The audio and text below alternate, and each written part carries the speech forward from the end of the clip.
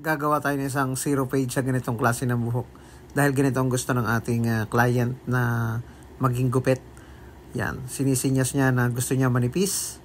At sa ibabaw syempre babawasan din at puputulan natin para mabawasan ang fly away nito. So let's start muna tayo at pakita natin yung kabuuan ng kanyang buhok. Ayan, gagawin natin yan, lagyan muna natin ng side part para makapokus tayo sa gilid.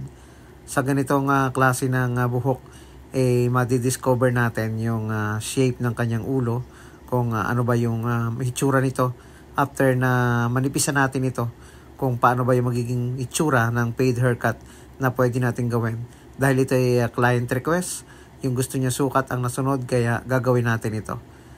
Pagkatapos natin gumamit ng number 2 na clipper guide ay nag-overcome tayo, tinanggal natin yung sobrang buhok, medyo straight yung pagkakabawas na gagawin natin dito. Ang gagawin natin step by step dito, yung hindi masyadong matagal na proseso. Kaya ang ginawa ko dito, gumamit ako ng trimmer. Siniro natin yung gilid, hindi masyadong mataas para hindi mapuwersa yung pagkakanipis.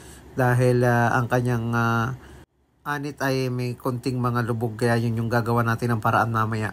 After nating malinis ng zero ng mababalang. Siyempre gumamit tayo dyan ng number 1 na clipper guide para maumpisahan natin na makita yung mga magda-dark spot. Yung magda-dark spot, ipapakita natin kung paano natin lilinisin or tatanggalin ito. Pagkatapos ng number 1, syempre, isusunod natin dyan yung 0.5 or half guard. Mas mababa lang dito. So, focus tayo dito sa may lines. Makikita natin dyan yung mga biglang dark spot, ay kailangan natin yun yung ating gagawa natin ng paraan para maganda yung transition or yung pagkaka-fade nito. Zero close naman para mabura yung pinakang line. Gamit tayo ng mas manipis na talim para mabura natin yung line niya. Dahil yung ginamit nating trimmer sa baba ay mas manipis yung talim, kailangan i-partner din natin yung mas manipis na talim ng fade blade. At hindi na natin ito kailangan balikan. Zero lang yung pinakang ibaba niyan, hindi na natin inahit. Ayan, gagamit tayo ng thinning scissor at suklay para mabura or matanggal natin yung biglang dark spot sa mga bahagi na may parting lubog.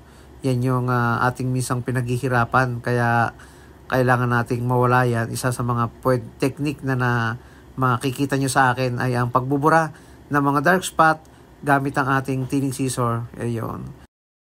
Effective yan basta yung ating thinning scissor isa matalas yung dulo.